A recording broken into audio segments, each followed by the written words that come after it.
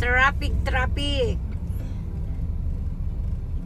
Aga na namin umalis, pero traffic pa rin dito sa outlet. O diba? O diba?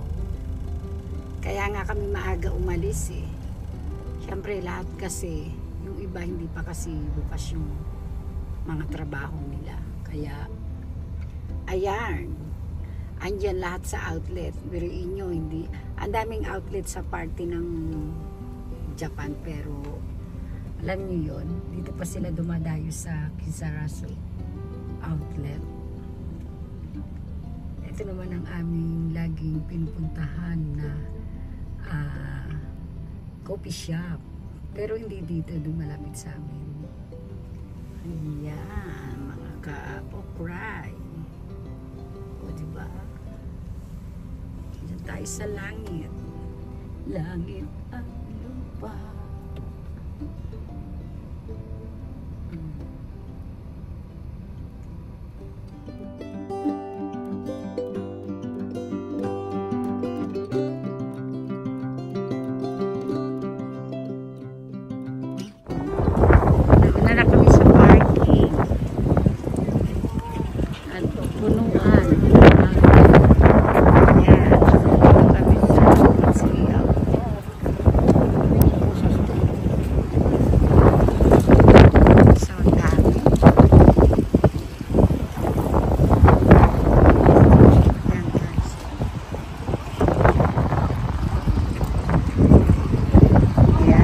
Sasakay daw siya dyan mamaya. Diba? Grabe tao guys. Nakakaloka. Agad namin uwalis traffic. Yan. Tayo, marami pa kasing walang pasok sa ngayon. So, dito tayo. Habang hinihintay natin sila. Nandiyan na sa loob. Tago siya. O diba? Yan. Daming sasakyan dun guys. No. Roller coaster. Ako yung mas sumakay sa ganyan. Kahit bigyan mo pa ako ng 100 euro ay hindi ako sasakay sa ganyan. Nagpunala kami sa parking. At punuan.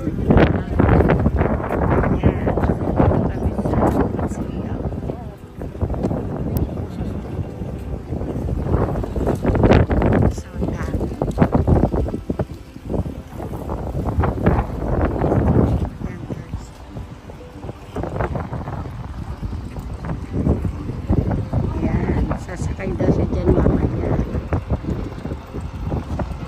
Diba?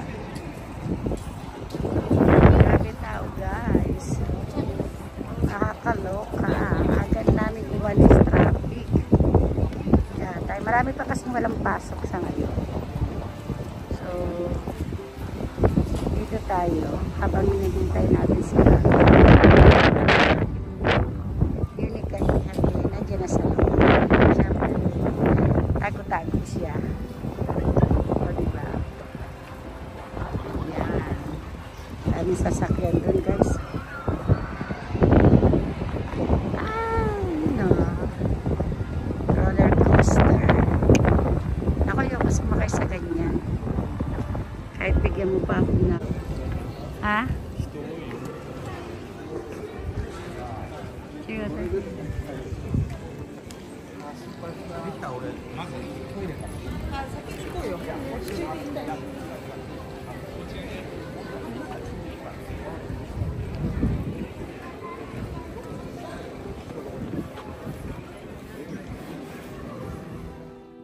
Ayan na, nasa loob na kami ng ng store ng MK. Ayan ang mga shoes. May type nga ako dyan eh. Kaya lang dami ko na kasing sapatos. Kaya hanggang tingin-tingin lang muna tayo. Kasi hindi ko pa naman kailangan yung mga yan. Dati nakabili na ako ng isa na sira na. Yung ganyan, no, flat shoes. Ayan, ang aking binili. Yung kulay black, ayoko ng blue. O sige na guys, mas lalong ayoko ng red. Mamili na kayo. Charot.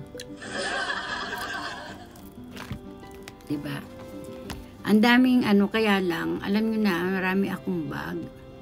Kaya hindi ako yan yung mga ganyan gusto ko. Gusto ko lang yung mga, alam nyo yung mga pa-cute.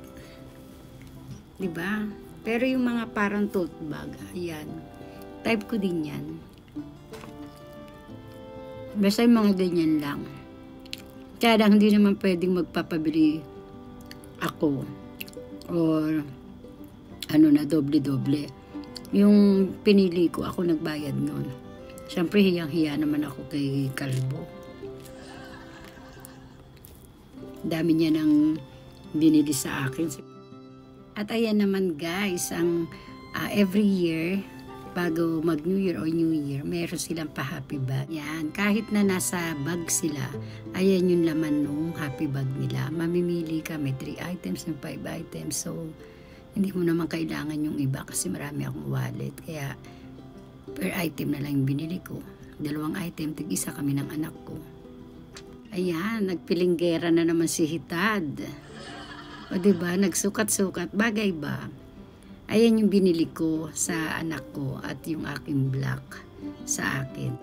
Alright! Ayan ang aking pinili, black and flesh. Kanya yung flesh sa anak ko at sa akin yung black. Nagagalit nga si Kalbo buhat nung binili niya yan. Sabi niya, ba't di ko raw gamitin? Di atay. Saan mo gamitin yan? Sa gym. O diba sayang? May bag ako na pang gym na lalagyan ng gamit ko tsaka yung backpack ko. Pero ang kalokohan ng mag-ama. Di atay pinaglaruan ako, pinag-post ako. Habang sila nagtatatawa, si Kalbo yung kumukuha ng video sa akin. Ako naman, ang inday hitaday uto-uto. Ayan, sige lang, basta post lang.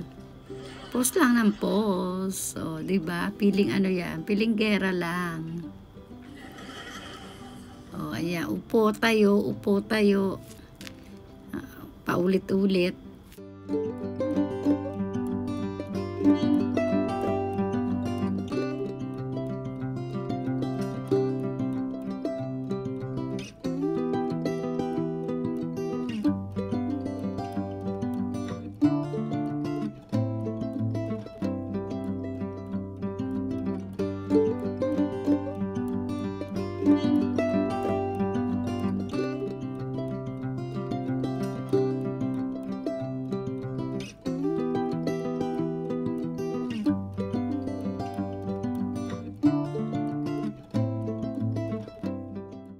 Kaysa tatandaan nyo yung palda ko, ayan yung tatak brand niya, Nano Universe.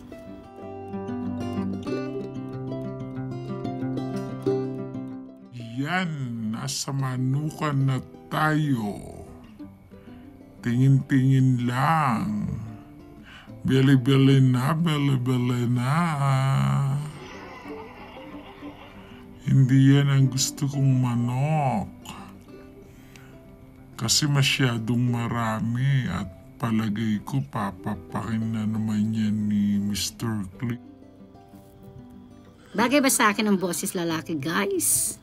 Mukha bang macho man? Ayan ang gusto kong manok.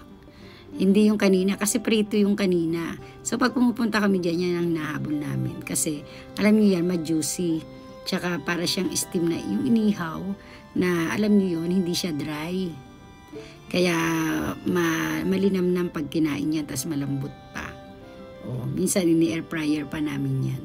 Tulad ng sinasabi ko, ayan lang ang gamit kong lotion. Hindi ako nag-iiba. Ayan, nakita niyo yung presyo.